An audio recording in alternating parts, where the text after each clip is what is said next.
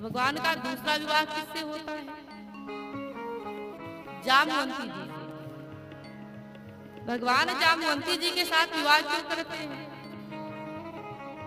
देखिए, कथा है कि एक बार एक क्षत्रिय था सत्राजित नाम का।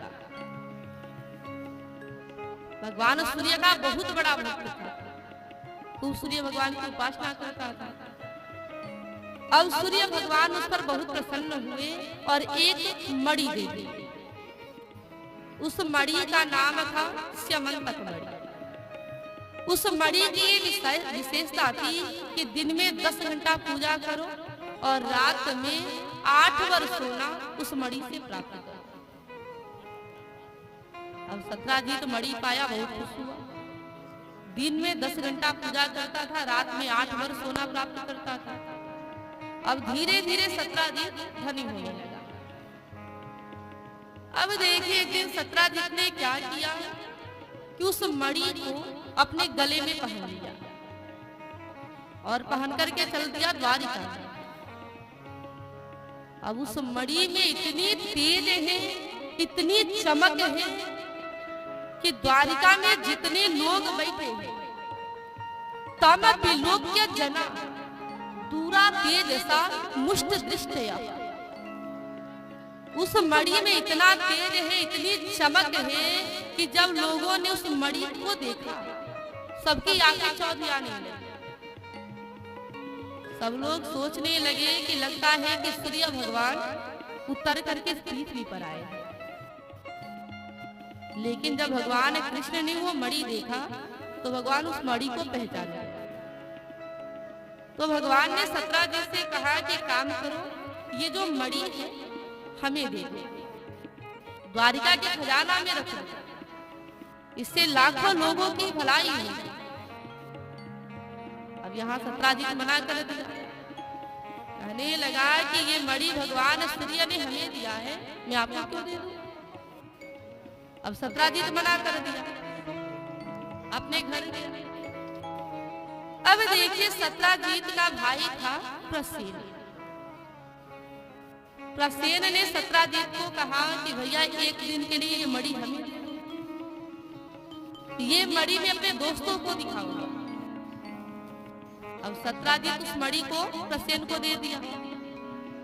देखिए, प्रसेन उस मणि को अपने गले में पहन लिया और दुनिया को दिखाते हुए जंगल में चला गया। अब उस मणि में इतनी चमक है, इतनी तेज है कि उस चमक को एक सिंह ने देख लिया। तो सिंह ने क्या किया कि प्रसेन को मार दिया और उस मणि को छीन लिया।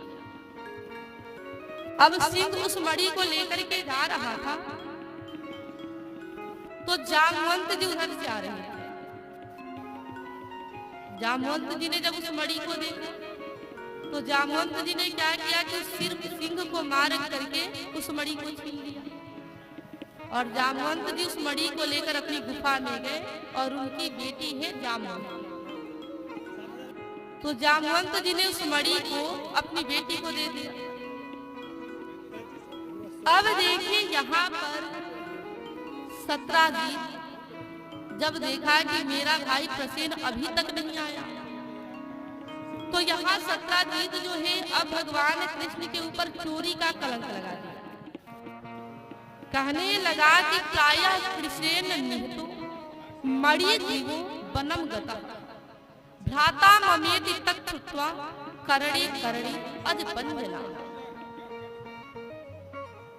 सत्राजित पूरे सभी लोगों से पूरी जगह हल्ला करने लगा कि कृष्ण ने मुझसे ये मणि मांगा, मैंने नहीं दिया। मेरा भाई मणि लेकर घूमने गया तो कृष्ण ने मेरे भाई को मार दिया और मणि को चुरा लिया।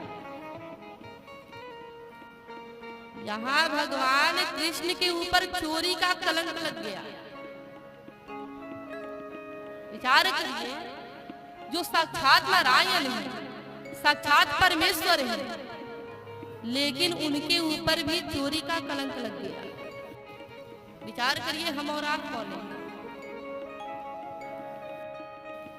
ये दुनिया है, मेरी माई ध्यान दे, सामने देखे, ये दुनिया है, दुनिया में आए हैं तो मान सम्मान ये मिलता रहेगा।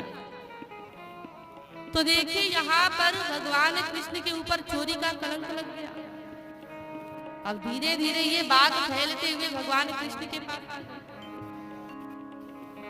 अब जैसे ही भगवान ने सुना कि मेरे ऊपर उस मणि के चोरी का कलंक लग चुका है, अब यहाँ भगवान ने ये संकल्प किया कि जब तक मैं उस मणि को ढूंढ नहीं लेता तब तक मैं द्वारिका में प्रवेश नहीं करूंगा। अब भगवान मणि को ढूंढने के लिए निकल पड़े। भगवान के साथ कुछ लोग हो गए। अब यहाँ भगवान मणि को ढूंढते ढूंढते कहाँ जाते हैं? जंगल में जाते हैं और उस स्थान पर पहुंचते हैं जहां सिंह मरा पड़ा है। भगवान देखते हैं, वहां जाते हैं जहां प्रसेन मरा था। जब भगवान देखते हैं कि यहाँ प्रसेन मरा है और फिर भगवान देखते हैं तो उसके बाद जो है एक सिंह के पैरों का निशान है। अब भगवान उस पैरों का पीछा करते हैं। उस पैरों का पीछा करते करते भगवान जाते हैं तो देखते क्या है कि सिंह मरा पड़ा है। फिर भगवान क्या देखते हैं कि सिंह के बाद अब भालू के पैरों का निशान है। अब भगवान उस पैर का पीछा करते करते जाते हैं तो एक गुफा नजर आती है। अब भगवान कृष्ण के साथ जितने लोग गए थे, भगवान ने सबको कहा कि आप लोग यहीं 12 दिन तक आप मेरी प्रतीक्षा करिएगा। अगर 12 दिन में मैं वापस नहीं आता हूँ तो आप द्वारिका चले जाना। अब इतना कहने के बाद भगवान उस गुफा में प्रवेश करते हैं और देखिए जब भगवान गुफा में जाते हैं तो वहां पर जामवंती जी उस मणि के साथ खेल रहे हैं। अब भगवान वो मणि मांगते हैं तो वहां पर अब जामवंत जी आ जाते हैं। जामवंत जी के साथ भगवान का बहुत भयानक युद्ध होता है और ये युद्ध कितने दिन चलता है? पूरे 28 दिन चलता है। 28 दिन बहुत भयानक लड़ाई होती है। जामवंत जी के शरीर के नस नस टूट जाते हैं। तब यहाँ जामवंत जी भगवान को पहचान जाते हैं। कहते हैं कि प्रभु मैं जान गया आप मेरे राम जी। अच्छा विचार करिएगा ये जामवंत कौन है? देखिए ये जामवंत जो है रामावतार के जामवंत है। जब भगवान राम रावण पर विजय प्राप्त करके जब अयोध्या में आए, अब जब राम जी को राजा बना दिया गया तो जितने बंदर भालू थे भगवान सबको बुलाते हैं। कहते हैं कि मैं रावण के ऊपर विजय प्राप्त कर पाया केवल आप लोगों की वजह से। आप सबने मेरी बड़ी सहायता की। भगवान कहते हैं कि अब मैं राजा बन गया हूँ, जिनको जो मांगना है हमसे मांगे। अब देखिए किसी ने भगवान राम से भक्ति मांगा, किसी ने प्रेम मांगा, किसी ने अनुराग मांगा, सबने भगवान से कुछ ना कुछ मांगा। जामवंत जी बिल्कुल दुखी होकर बैठे थे। राम जी कहने लगे कि जामवंत जी आपका चेहरा उतरा हुआ क्यों है? क्या आपको कुछ नहीं मांगा? जामवंत जी कहते हैं कि प्रभु रावण के सेनाओं के साथ युद्ध करने के बाद भी हमें मजा नहीं आया। मेरे हाथ की खुजली दूर नहीं है। राम जी कहते हैं तो आप चाहते क्या हैं? जामवंत जी कहते हैं कि मेरी बड़ी इच्छा है कि मैं आपके साथ युद्ध करूं।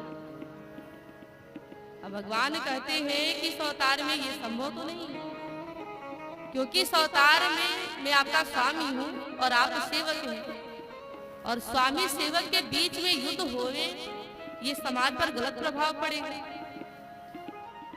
भगवान कहते हैं कि चलिए जामवंत जी, मैं आपके इस शिक्षा को अपने अगले अवतार में पूरा करूंगा। तो वही देखिए भगवान राम जो है कृष्णावतार में जामवंत जी की इच्छा को पूरा करते हैं। 28 दिन युद्ध करते हैं। 28 दिन में जामवंत जी के शरीर के नस नस टूट जाते हैं। तब जामवंत जी भगवान को पहचान जाते हैं। कहते हैं कि प्रभु मैं जान गया आप मेरे राम जी हैं। कहिए आपका यहाँ आना कैसे हुआ है?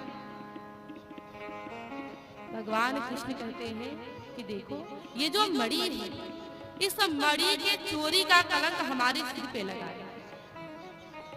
मैं यही मणि लेने आया हूँ। जामवंत जी कहते हैं कि प्रभु हमें ये नहीं पता ये मणि किसकी है, क्योंकि मैंने एक सिंह को मार करके उसके मुख से ये मणि निकाला है। अब ये मणि मैं अपनी बेटी को दे दिया हूँ, और बेटी को दिया हुआ धन कभी वापस नहीं लिया जाता, तो मैं ये मणि आपको कैसे दे दूं? भगवान कहते हैं कि हमें कुछ नहीं पता, हमें ये मणि लेना है।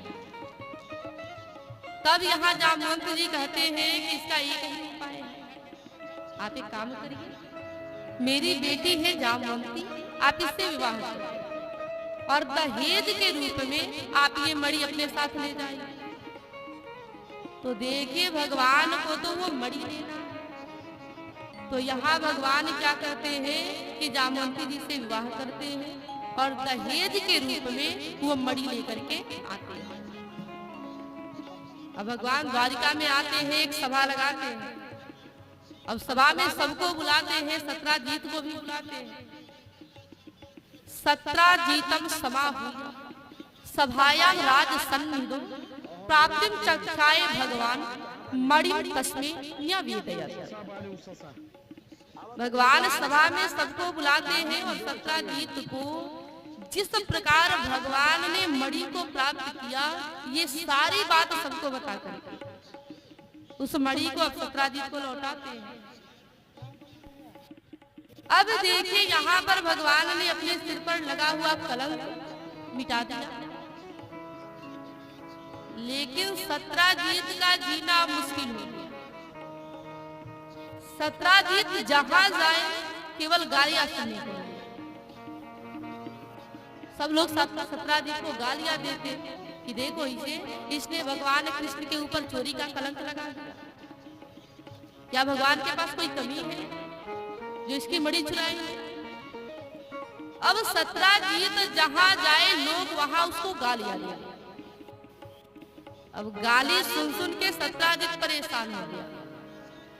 अब भगवान कृष्ण के पास आया और कहने लगा कि प्रभु आप हम पर कृपा करिए, नहीं तो गाली सुन सुन के मैं मर जाऊंगा। भगवान कहते हैं तो इसमें मैं क्या कर सकता हूँ? 17 जीत कहता है कि मेरी बेटी है सत्यभामा, आप सत्यभामा से विवाह कर लेंगे। आप सत्यभामा से विवाह करेंगे तो मैं आपका ससुर बन जाऊंगा, आप मेरे दामाद हो जाएंगे, तो फिर कोई हमें गाली नहीं देगा। अब भगवान कहते हैं जैसी आपकी इच्छा। अब देखिए यहाँ भगवान तीसरा विवाह सत्यभामा